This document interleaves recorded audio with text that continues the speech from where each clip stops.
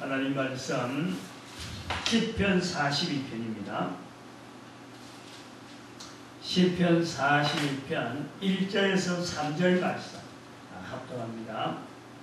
시편 42편 1절에서 3절 말씀 시작. 하나님이여 사슴이 시냇물을 찾기에 갈과같이 내 영혼이 주를 찾기에 갈급하니이다. 내 영혼이 하나님 곧 생존하신 하나님을 갈망하나니 내가 어느 때에 나아가서 하나님 앞에 배웠고 사람들이 종일 나더러 하는 말이 내 하나님이 어디 있느냐 하니 내 눈물이 주야로 내 음식이 되었도다. 아멘. 시편이 5권으로 되어 있습니다. 5권. 150편이고 5권으로 되어 있어요. 그러면은 150편을 3으로 5로 나눠가지고 30편씩 한 권이냐? 그게 아니에요.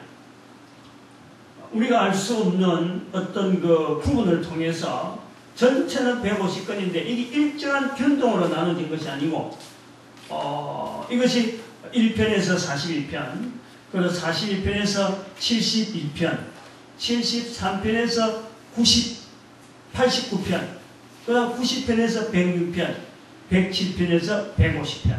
이렇게 5개 나눠져 있는 거예요. 제가 나이가 들어도 이것을 왜 금방 그 숫자가 안 오냐? 이러면은 그 숫자를 외우려 하는 게 아니고 시작하는 편수를 얘기하는 거예요. 5편. 1, 2, 3, 0, 7. 신학교 들어갈 때 이거 시험 문제 나온다고 해서 준비한 건데 1, 2, 3, 0, 7.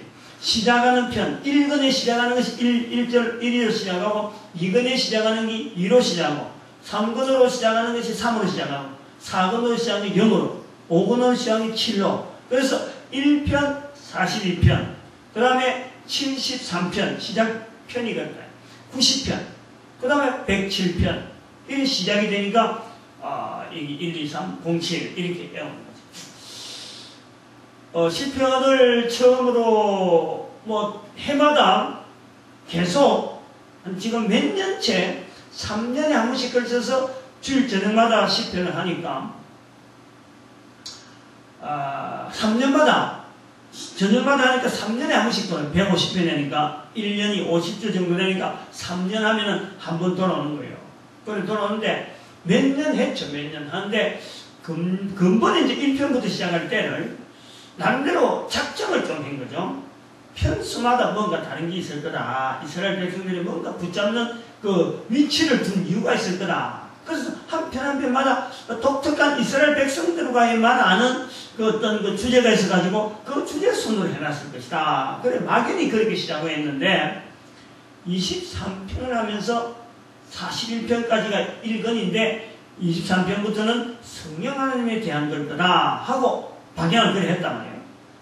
그래 하다가 1권을 하는 중에 그 성령복음 1장 16절에 있는 사도 베드로를 통해서 나타나는 말이 성령이 다윗의 입을 ը타가사 그래서 말씀한 그 내용을 보고 시편 41편 9절의 내용을 인용하는 걸 보고 우리가 아는 대로 23편에서 42편이 그래 되는구나 하고 확정을 했는데 그래서 그때 자신감을 얻었단 말이에요. 이거는 분명히 이스라엘 백성들을 하여금 성령을 훈련시키는 뭔가 장치로서 시편이 있을 것이다 하고 접근을 한 것이 뭔가 확정을 받으면서 또 그 1권이 마치는 쯤에서 좀 이렇게 자꾸 발전이 되어지는 게 뭐냐니까 성령님을 이스라엘 백성들이 훈련하는 과정에서 시편의 일부분 돼가서 1권이면 1권, 2권이면 이런 식으로 됐겠느냐. 그렇지는 않을 거다. 이스라엘 백성들이 1권, 몇 편 이런 거 외우진 않을 거고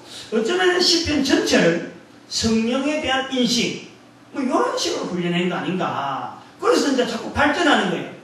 왜냐하면 예수님께서 성령님을 말씀할 때 베드로와 제자들에게 이야기할 때 제자들이 성령님이 뭐냐 반문을 안 한 것에 대해서 이스라엘 백성들이 뭔가 이 성령에 대한 인식이 굉장히 생활 속에서 익혀져 있는데 이게 뭔가 일부러 성령론 해서 이스라엘 백성을 모아놓고 공문을 보내갖고 성령론 이렇게 해서 공부한다 이런 것도 아니라 말이에요. 그런 문서나 이런 문자가 없는 시대에 되기 때문에 그래서 이걸 좀 더 발전시키면서 생각하기를 성경 중에 성경이 구약이 39권이니까 39권이니까 그렇게 제 생각이에요. 제 생각. 시가서분이 시작돼요. 시가서가 5번 시작과 욥기, 시편, 잠언, 전도서, 아가서. 이게 시가서. 시가서 부분의 위치가 좀 독특하다.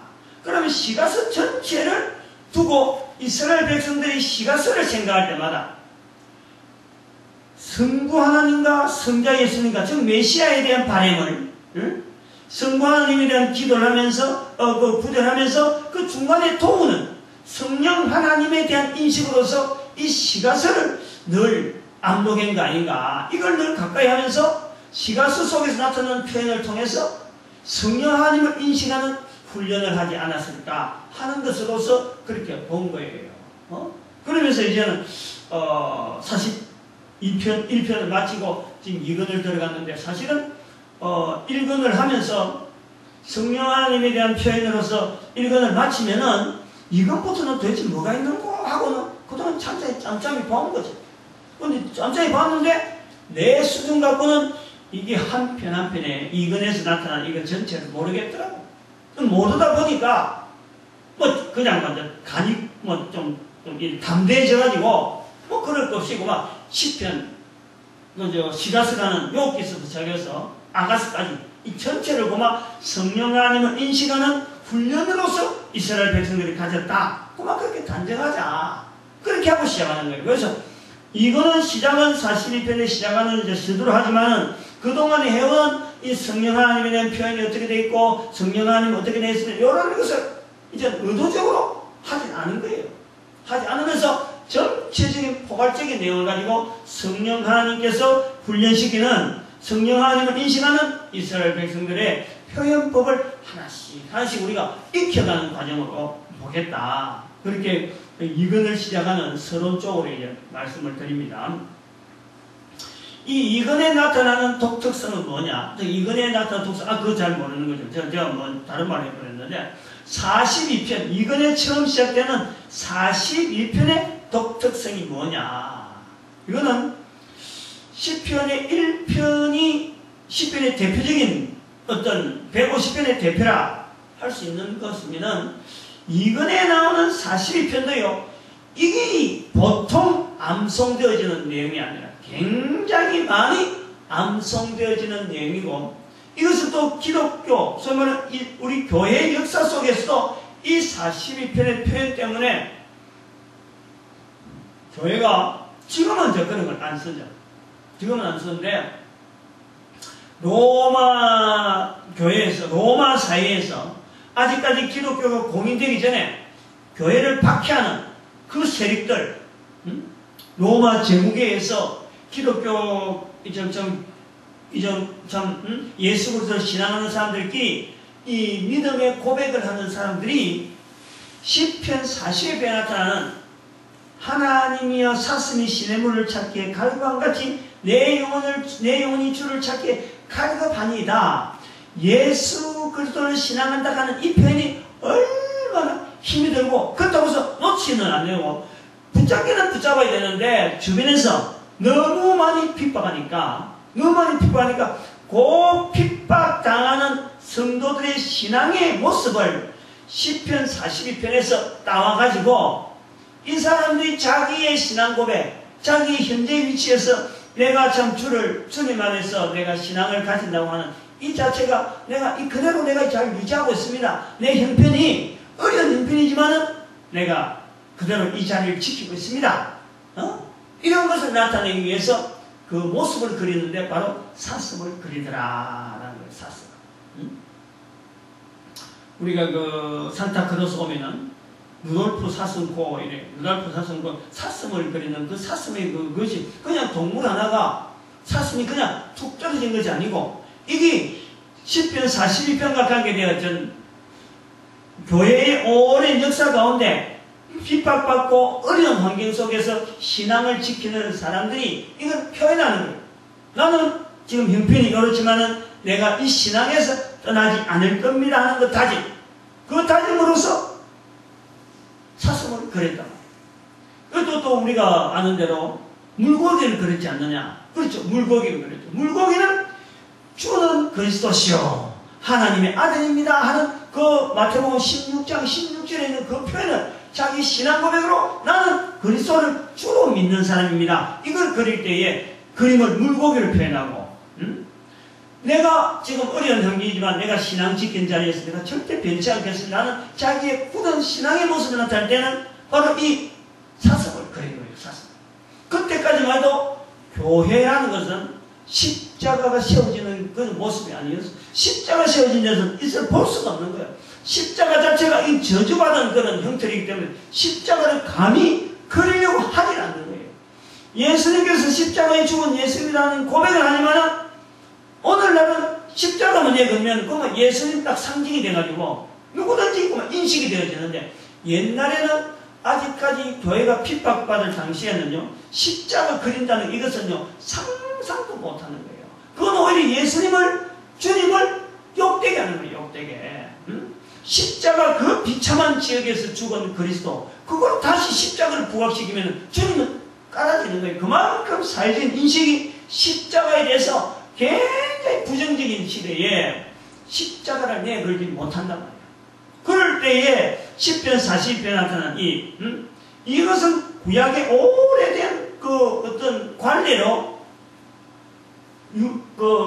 교회가 시작될 때는 이 표현에 대해서는요 사실은 잘 모르는 거예요. 유대인들만 알지. 유대인들이 환경에 맞춰서 사슴이 시냇물을 찾기에 갈급한 같이라는 자기들의 광야 생활하면서 물이 귀하고 그러고 하나님을 바라보는 그 갈급한 그 모습을 사슴이 시냇물 찾기가 갈급한 같이 자기들이 이스라엘의 구원의 하나님을 그 바라보기에 너무너무 갈급한가 하는 그런 표현인데 그걸 우리 교회에서는 예수님 오시고 난 뒤에 우리 오래된 선조들은 사슴을 그림으로 해서 이 표현을 나타내는 거예요. 읽었다는 거지. 이런 성경을 읽고는 이 표현을 통해서 이 시편 42편이 있음으로 인해서 이 시편 42편에 나타난 사슴이 시냇물을 찾기에 갈급하는 그 중심으로 내가 신앙을 요래 지키고 있습니다 하면서 사슴을 그리는 거죠. 그렇게 해서 표현을 해왔는 것이 우리 기독교 교회 역사에 있다 이거예요.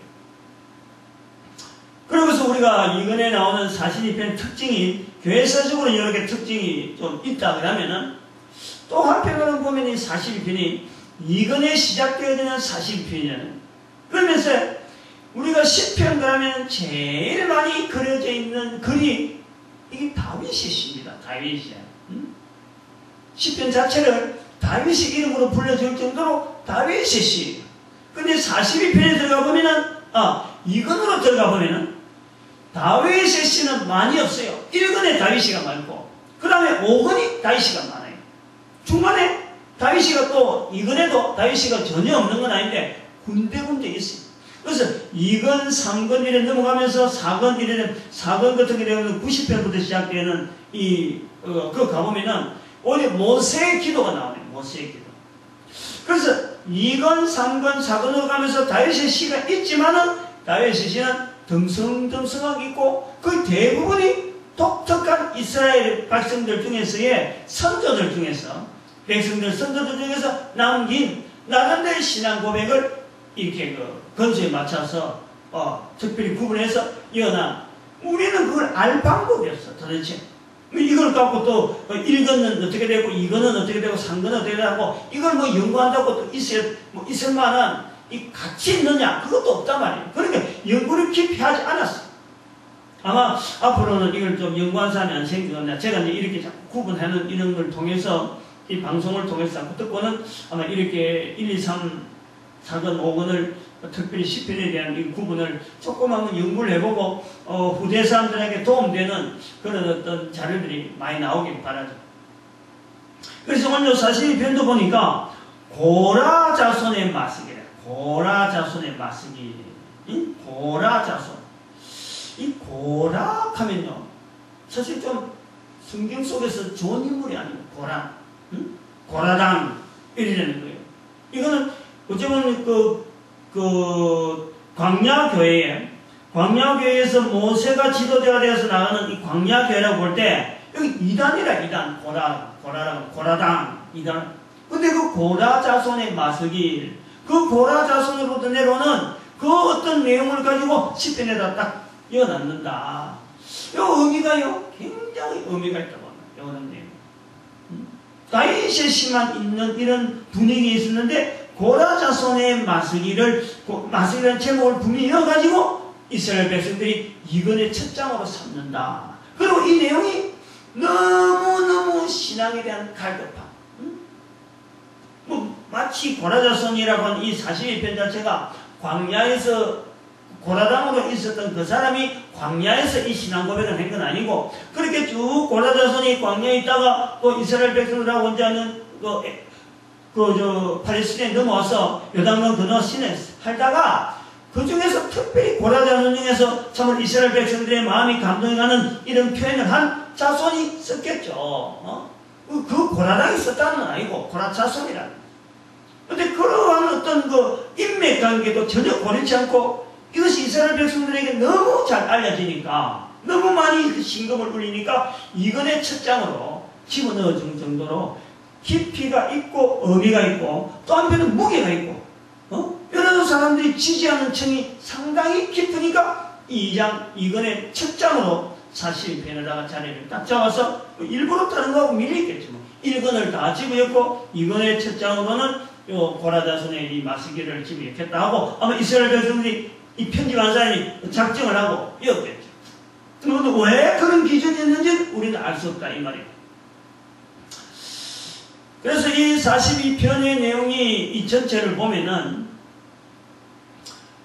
오늘 우리로 봐도 참 그 하나님 앞에서 신앙생활을 나름대로 자기 있는 처지에서 자기가 알고 있는 어떤 신앙의 정도락하는 정도를 하면서 나아가는 데에, 그 정도로서 가는 데에 방해,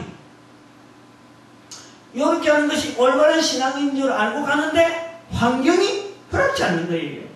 그렇게 하지 못하는 환경 때문에 고민하는 거예요. 고민. 오늘은 그 모습이 너무 똑같다는 거죠. 자기가 나름대로의 훈련의 어떤 하나님 앞에서의 신앙 내용은 이렇다 하고는 그 내용을 가지고 자기의 삶이나 자기 생활의 모든 습관의 시간 같은 스케줄을 딱 맞춰서 이렇게 하는 게 제일 올바른 신앙인데 하고 나가려고 하다 보면 주변의 환경이 그걸 허락하지 않는 거예요. 그러면 이제 거기서 마찰이 생긴단 말이에요. 마찰이. 이런 방향이 하는 게 맞느냐 안 맞느냐. 내 환경은 지금 안 하길 바라고 있는데 나는 이 방향으로 가야 되는 것이 맞다라고 할 때는 여기서 마찰이 생긴다. 그러면 그게 타협을 할 거냐, 안 그러면 내 길을 그대로 유지할 거냐, 이런 부분에 갈등이 생긴다 이거죠. 갈등이. 근데 그 갈등이 생기는 그 내용이 그냥 내가 결정해서 이 갈등이 생겨 내가 참고 가자 이런 정도 같으면은 이 10편 42편은요 그런 내용이 아니에요. 내가 가려고 하는 방향을 정했는데, 갈등이 생겨서 정했는데 환경이 방해하는 거예요. 방해. 못하게 하는 거예요. 그렇게 하는 것이 옳은 신앙이 아니라는 거예요. 내 하나님이 어디 있느냐 좀 보여달라, 네가 그렇게 믿는 그런 표현을 하고 나가는데, 과연 그것을 인정하는 네 신앙을 인정하는 그 하나님이 과연 어디 있느냐 보여봐라 라고 요구하면서 바꿔라 이거지. 바꿔라. 그게 안 맞다. 바꿔라는 정도 요구가 아니고 핍박. 내가 괴로움을 당하는 거죠. 신앙만 아니었더라면 당하지 않을 환경인데, 신앙 때문에 나는 방향을 노래 정하는 것이 옳았는데 다른 사람 볼 때는 그것은 아니다, 그것은 다른 신앙이 아니니까 바꿔라 라고 할 때에 자기가 삶에 변화가 주어지고 환경이 어려움을 당하고 내가 가진 신앙하고 내가 가진 신앙의 길을 걷는 것이 과연 옳은가 아닌가 고민하도록 만드는데, 그것이 괴로움. 어려움.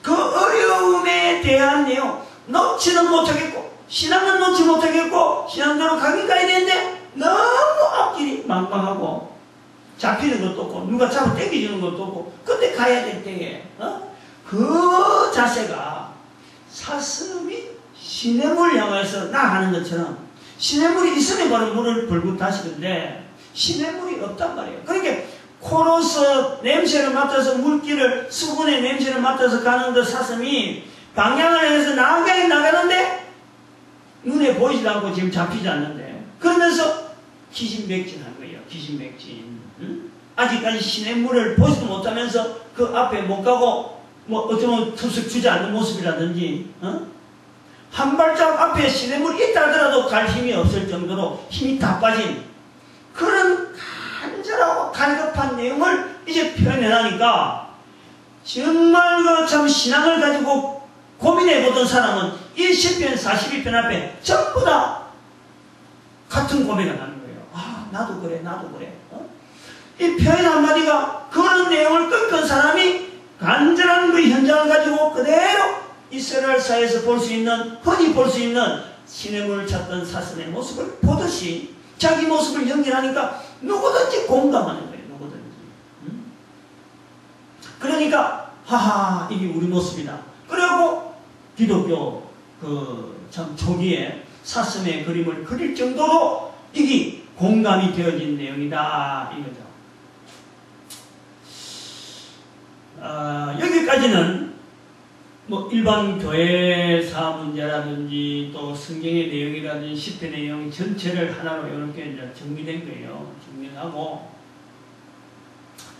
이건이 시작되면서 제 나름대로의 제가 이 참 시편 설교를 주일 저녁마다 날 꾸준히 해오면서 한 번 끝나고 한 번 끝나고 이래 몇 번 해오면서 이제 이번에부터 이제 다시 1권부터 시작하면서 가진 마음이 1편부터 시작하면서 또 2권이 시작된 42편에 또 마음이 하나 또 생기는 것이 어떤 생각이 되냐면은 도대체 설교라는 게 뭐냐 이거예요. 설교.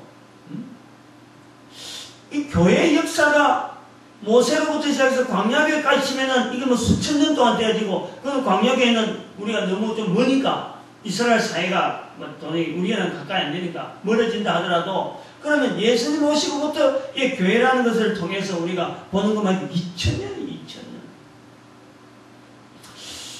2000년 동안에 그러면은 우리 교회라고 세워지면서 계속해서 설교를 했느냐?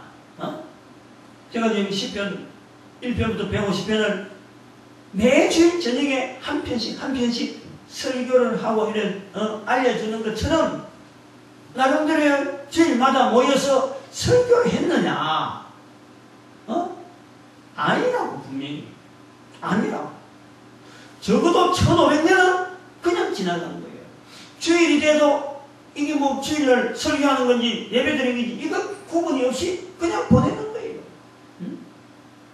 별로 그거에 대해서 어떤 뭐 저항 없이 왜 우리가 주일날 교회 가야 되고 왜 참 뭐 그것을 예배라는 것이 형식이 어떻고 이런 것에 대해서 없은 거죠. 어찌 보면은 지금 우리가 교회라고 이런 모이는 이런 걸 볼 때 예배라고 하는 것이 한 500년 성간에 이런 예배라는 것이 주어졌단 말이에요. 예배라는 형태가 지금의 모양으로 거의 틀로 주어진 거예요. 그리고 설교가 자리를 잡은 것이 한 500년이고 500년도 안 되죠. 500년. 선교를 많이 하고 선교사들이 막 이렇게 가서 각 나라마다 이제 교회라는 틀을 제대로 잡게 하기 위해서 그런 구상을 그런 어떤 노력을 하다 보니까 이게 선교라는 자리가 필요하다 해서 예배의 설교의 자리를 그냥 자기 가입이 됐는데 그러면은 500년이라는 어간 속에서 굳혀지는 이 설교의 자리 그래서 성경을 펼치고 한 편 한 편 성경을 이렇게 이야기하는 이것이 무슨 의미가 있느냐 무슨 의미를 두고 앞으로 세대도 이렇게 돼야 된다 이렇게 해서 우리가 생각할 때 앞으로의 시대에 성경을 두고 설교할 수 있는 이런 예배 모습이 계속 영원히 갈 것이다. 이거 자신이 없어요. 제가 그 자신이 없다.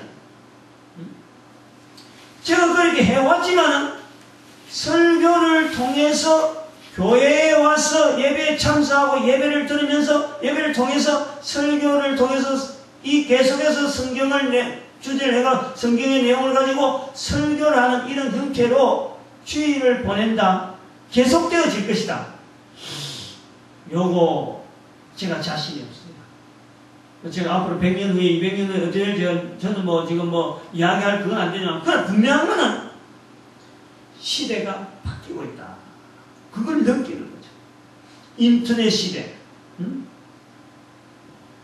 옛날에 우리가 종이가 귀하고 책이라는 것이 굉장히 귀할 때 글을 읽는 사람이 너무너무 귀할 때 교회 오면은 책 읽고 성경 읽고 찬송 부르는 것이 너무너무 귀한 시대. 그때가 불과 200~300년도 안 된다는 거지. 200~300년. 그럴 때는 예배 드리는 일 자체가 너무너무 근위가 있고 너무너무 가치가 있고 하나님의 말씀이라 하면 그 말씀이 기록된 그것만 듣는 것만 해도 다른 사람 읽을지 모르니까 그것만 해도 거기에서 자리가 탁 잡히고 한다는데 지금은 손바닥 안에서 성경이 놀아지고 하나님의 말씀이 들려지는 것이 저쪽에 있고 그냥 나는 다른 일 하면서 얼마든지 하나님 말씀을 듣는 이런 시대가 되어지는 데에 이런 데 익숙한 사람이 가면 갈수록 시대 가면서 주일이라고 하는 이 시간을 통해서 예배하는 시간을 통해서 설교 듣는 이것이 아주 중요한 가치 있는 자리로서 지금처럼 그렇게 중요하게 들어져 있을 거냐? 아까 제가 말씀한 40편 하면서 교회의 역사 가운데 처음에 자기의 신앙을 나타낸 표현으로서 설교가 없을 시대니까 그럴 때는 자기의 신앙 나는 이렇게 내가 하나님 앞에 굳건한 신앙을 지키기를 소망합니다. 사슴을 그렸단 말이에요. 물고기를 그렸단 말이에요. 그림을 그려서 나타내는 거예요. 신앙이. 근데 그것이 어느 날 교회마다 십자가를 그리는 바뀌어진다는 거예요. 지금 사슴 그리고 물고기 그려봐봐요. 누구든지 그건 안에 그림이 하나지 그거하고 신앙 표현했다는 소리는 아무도 안 하는 거예요. 그러면은 지금은 설교라고 하는 이 자리가 있다 하더라도 앞으로 100년 지나고 200년 지나면은 과연 지금처럼 이 설교 자리가 있겠느냐? 만약 그렇게 돼서 그 도식이 그것이 등식이 되어져서 앞으로도 옛날에 들어지듯이 앞으로 설교 자리가 사라진다 라는 것을 우리가 염두에 둔다면은 오늘 내 설교는 도대체 무슨 의미가 있느냐? 뭘 가지고 다음 시대의 세대와 관계없는 설교를 한다면은 내가 지금 설교하는 내용이 뭐 관계가 있느냐? 여기에 대해서 생각이 되는 이건을 하면서 생각이 든단 말이에요. 그래서 그걸 겨냥해서 지금은 설교할 수 있을 때니까 지금은 설교할 수 있을 때 설교를 할 때는 제 나름대로 이런 내용이 되어야 된다 하는 그 내용을 좀 말하고 싶어요.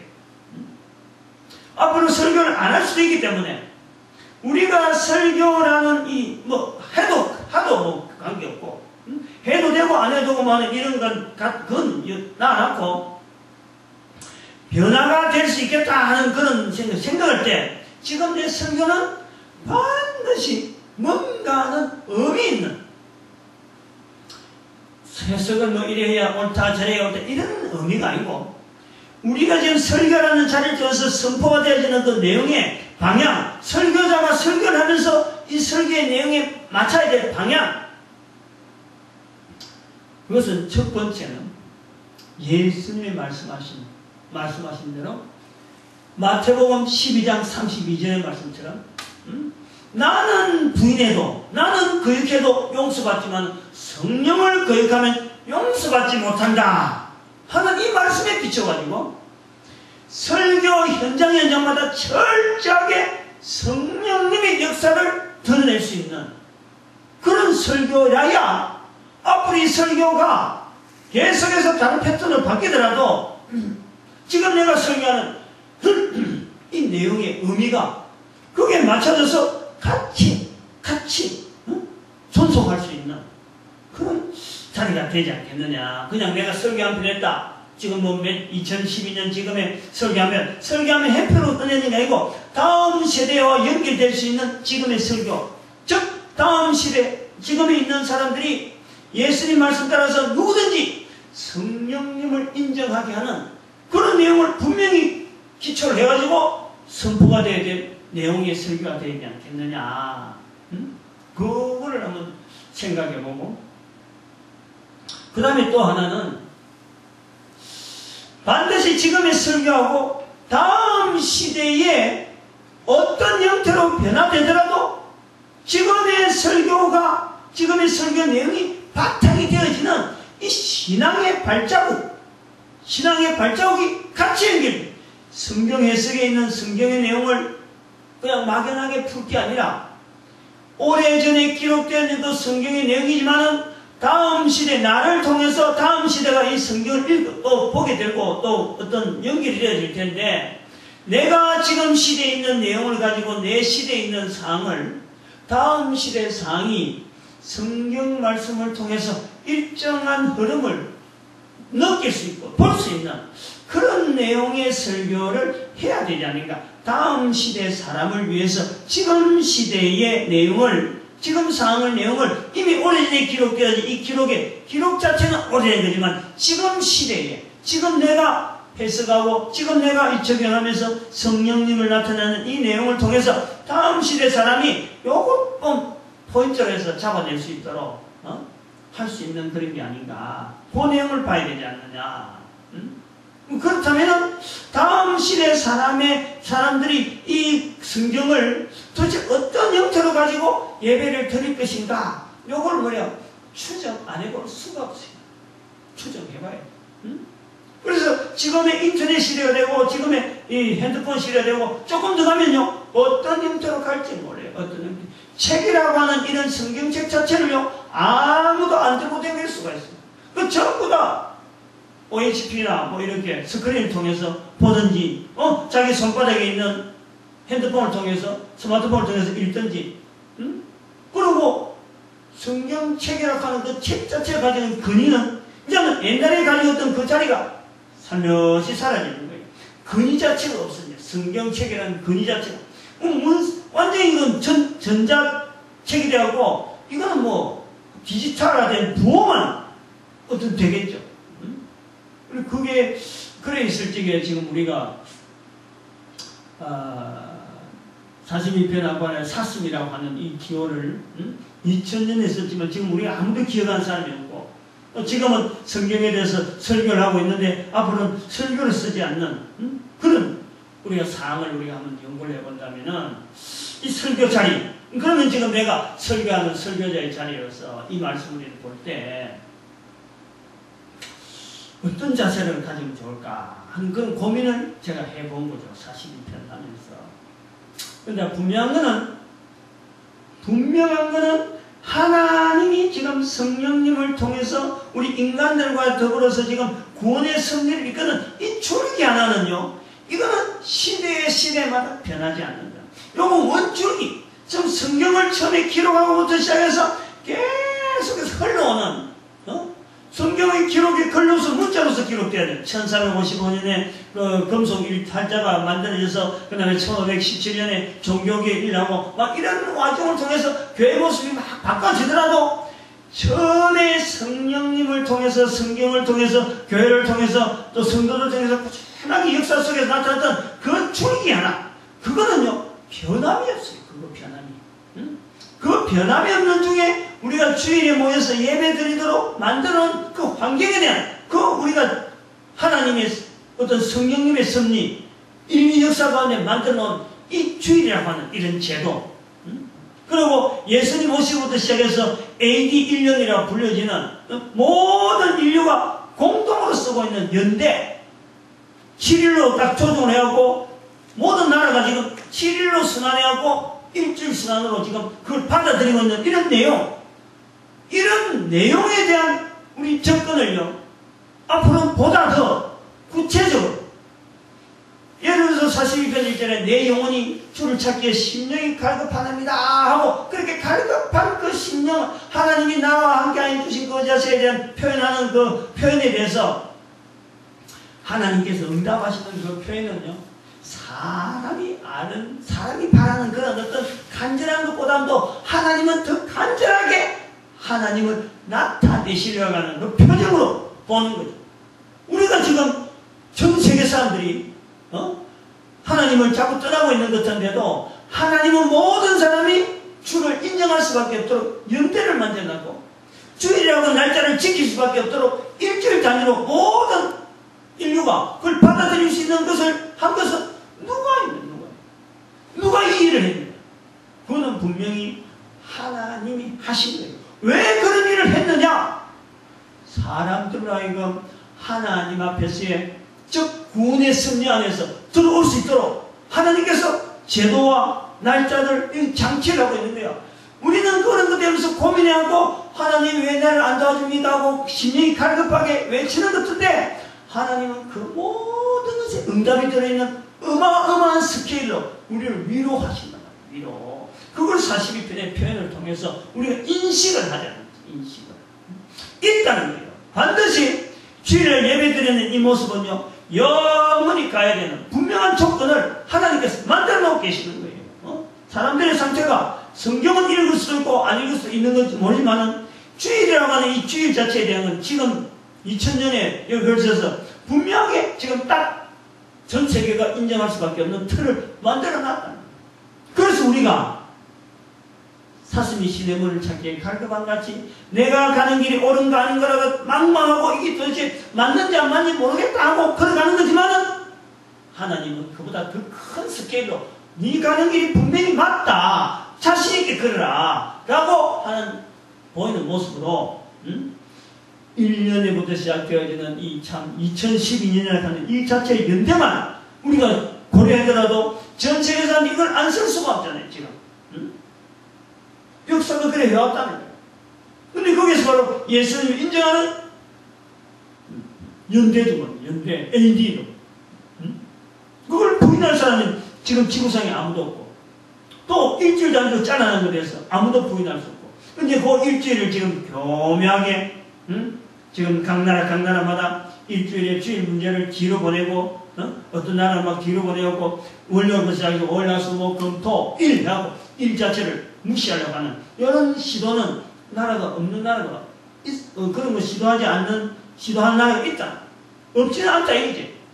무시하려고 하는 그런 나라가 없지는 않다 이거. 그럼에도 불구하고 일주일의 단위 자체에 대한 그거는 하나님이 지금 만들어 놓으시고 우리에게 요구하는 분명한 예배해야 하는 자리는 있다. 그러면은 설교라는 것을 하지 않을 시대, 설교라는 것이 만약에 없다 하더라도 하나님 앞에 예배드리는 패턴이 설교라고 하는 이것에 너무 연연하지 않고 오히려 지금 현재에서 바라볼 때 우리가 지금 준비해야 될 이런 내용은 다음의 상황이 어떡하든지 예배라는 이런 조직을 통해서 하나님이 원하시는 것은 뭐냐? 성령님에 대해서 나타내는 것을 할 때는 즉 앞으로 예배드리는 현장은 설교 위주보다도 성령님을 나타내는 환경으로 이거는 가면 갈수록 성령님을 나타내는 어떤 요구, 성령님에 대한 인정을 하는 그런 요구는 세월이 가면 갈수록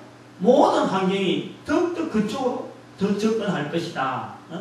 그럼 설교를 안 하면 어떻게 되냐? 성령님의 섭리만 의지하고 오직 성령님이 바라는 것이 뭐냐 하니까 모든 입으로 예수를 그리스도로 고백하는 그것밖에 바라지 않는 거예요.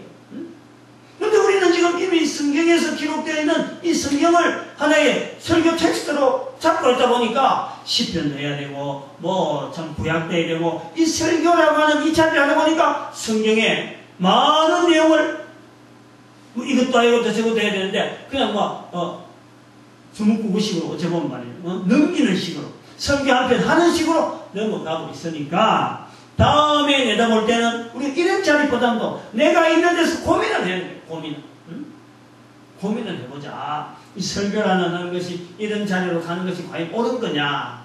42편을 하면서 다윗의 시편인 줄 알고 색깔이 다윗식으로 나올 줄 알았는데 이게 42편에 딱 보니까 고라자손이라고 하는 이런 뜻밖의 이런 표현이 나오는 것을 보면서 하나의 어떤 이 발상의 어떤 자세에 대한 이런 전환을 해야 되는 그런 시기를 요구하지 않는가. 시편에서 42편에서 그런 내용을 우리가 봅니다. 그래서 오늘 이 제목은 그 얼굴 내 얼굴 5절에 보니까 그 얼굴의 도우심을 인하여 내가 오히려 찬송하려다. 그 얼굴의 도우심. 하나님께서 우리를 얼굴을 살리려고 내가 부르짖는 그 부르짖음에 대한 내 자세를 나를 이렇게 인정해 주려고 내가 부르짖는 것보다 훨씬 더 좀 귀하게 우리를요 존중한다. 그 얼굴에 도우심을 바란다. 그리고 또 나중에 가보면은 11절의 마지막에 나는 내 얼굴을 도우시는 내 하나님을 오래 찬송하였다. 참 얼마나 이 표현이요 기가 막힌지 모르겠어. 내 얼굴을 도운다.